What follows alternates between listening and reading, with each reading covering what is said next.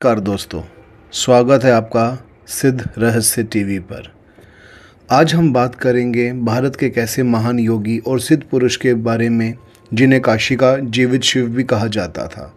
एक ऐसे संत जिनके बारे में कहा जाता है कि उन्होंने लगभग 280 से 300 वर्षों तक का जीवन जिया, जो गंगा नदी के तैरते दिखाई देते थे, जिन्हें विष भी नुकसान नहीं पहुंचा सका था और जिनकी मौन उपस्थिति से लोगों का जीवन बदला।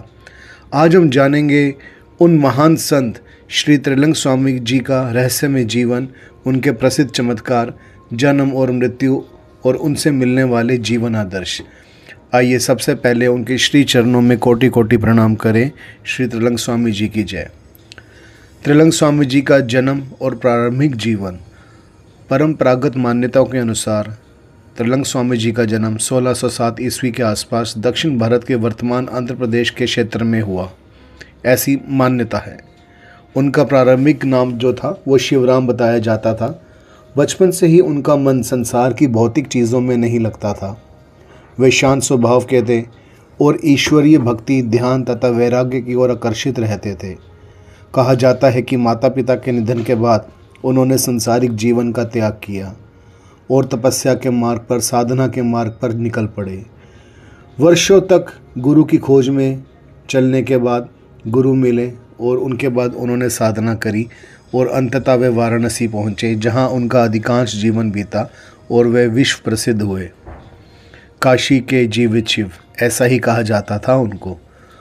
वाराणसी की गलियों और घाटों पर अक्सर एक विशाल काय, तेजस्वी और दिगंबर योगी दिखाई देते थे। वही थे श्री त्रिलंग स्वामी जी। वे अधिकतर मौन रहते थे, बहुत कम बोलते थे, लेकिन उनकी आंखों में एक अद्भुत शांति और शक्ति साफ दिखाई देती थी।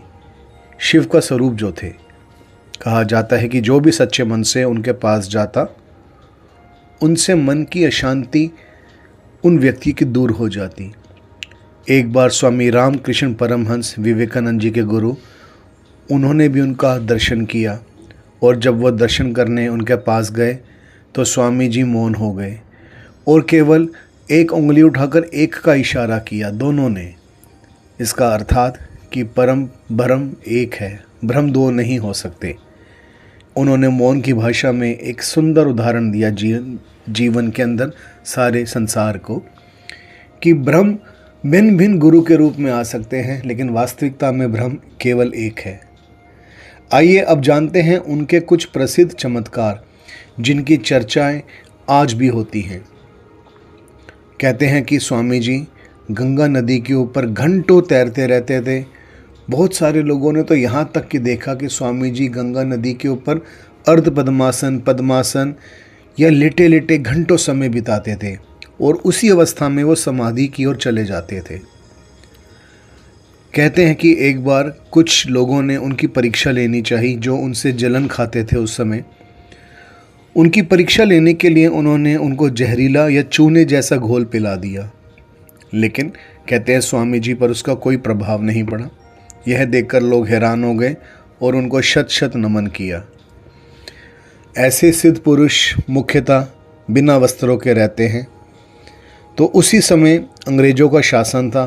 अंग्रेज़ों के शासन के दौरान उनके दिगंबर रहने पर उन्हें गिरफ्तार करके जेल में डाल दिया गया। कहा जाता है कि कुछ समय के बाद जब जो जेलर था जेल का मुआयना करने अंदर गया, उसने देखा स्वामी जी अंदर हैं। ठीक उसी समय जब वो जेल के बाहर गया तो बाहर भी स्वामी जी नज़र आए। वो उसी समय आश्चर्यचकित हो गया। कभी स्वामी जी जेल के अंदर अंतर ध्यान हो जाते, कभी बाहर अंतर ध्यान हो जाते। वो जेलर अधिकारी समझ गया कि ये कोई आम व्यक्ति नहीं है, ये कोई सिद्ध महात्मा, स्वयं परमात्मा का अवतार हैं। उन्होंने स्वामी जी को नमस्कार किया, सादर प्रणाम किया और उनसे अपनी गलती की क्षमा मांगी। बहुत बार लोग अपनी समस्याओं को लेकर स्वामी जी के पास आते और स्वामी जी बिना कुछ पूछे ही उनको संकेतों में उत्तर देते और उनको पता चल जाता था भक्तजनों को कि स्वामी जी किस विषय के अंदर हमें संकेत दे रहे हैं और हमारी समस्या का क्या सॉल्यूशन है। ऐसे शिव पुरुष के पास अनेकों सिद्धियां होती हैं, या हम कहें कि वो सिद्धपति होते हैं। योग शास्त्रों में अष्ट सिद्धियों का वर्णन मिलता है, जैसे लघिमा, गरिमा, प्राप्ति, प्रकम्य आदि।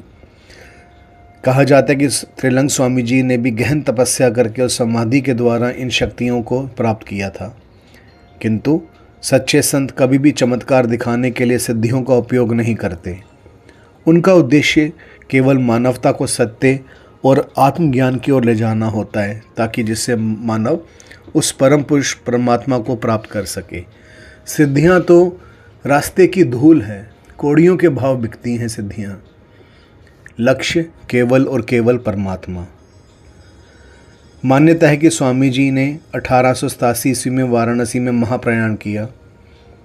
यही प्रारंभिक जीवन यदि समझा जाए तो उन्होंने 300 वर्ष का जीवन व्यतीत किया, और प्रारंभिक जन्म तिथि मानी जाए तो लगभग उन्होंने 280 से 300 वर्ष तक का जीवन जिया।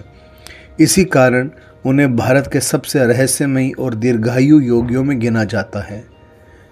ऐसे सिद्ध महापुरुष स्वयं अपनी इच्छा से आते हैं और अपनी इच्छा से ही इस धरा से अपने शरीर का त्याग करते हैं।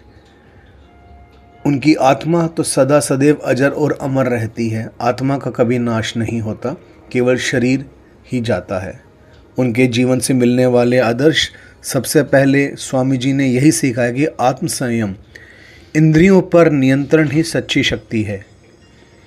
उसके बाद उन्होंने समझा कि मौन की शक्ति, कम बोलो अधिक समझो, सेवा और करुणा, हर व्यक्ति के प्रति दया भाव रखो, जात पात ऊंच नीच इन सब को परे करके हर व्यक्ति के प्रति करुणा रखो और समाज के अंदर सेवा का भाव दो।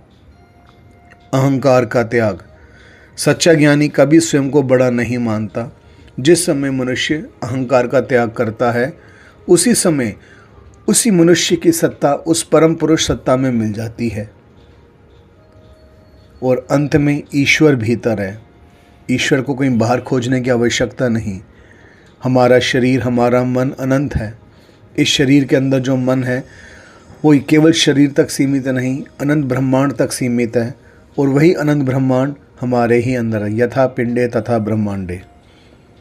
स्वयं को जानना है, परमात्मा को जानना है तो स्वयं को जानना पड़ेगा, अपने भीतर खोज लगानी पड़ेगी। वो परमात्मा कहीं बाहर नहीं मिलेगा। तो दोस्तों, त्रिलंग स्वामी जी केवल एक संत नहीं थे, बल्कि भारतीय अध्यात्म की जीवित परंपरा थे, या हम कहें कि हैं, क्योंकि ऐसे व्यक्ति, ऐसे सिद्ध महापुरुष कहीं जाते नहीं हैं, वो हमारे बीच ही हैं। चाहे आप उनके चमत्कारों को सत्य माने या प्रतीक, लेकिन उनका जीवन हमें यह सिखाता है कि तप, संयम और भक्ति से मनुष्य असाधारण ऊंचाइयों तक पहुंच सकता है। तो दोस्तों, अगर ये वीडियो पसंद आया हो तो लाइक, शेयर और सब्सक्राइब ज़रूर करें सिद्ध रहस्य टीवी को। कमेंट में बताइए कि अगला वीडियो आपको किस सिद्ध पुरुष पर चाहिए, हम उसी के ऊपर प्रयास करेंगे बनाने का। स्वामी जी के श्री चरणों को कोटि कोटि प्रणाम। हर हर महादेव, हर हर महादेव, हर हर महादेव।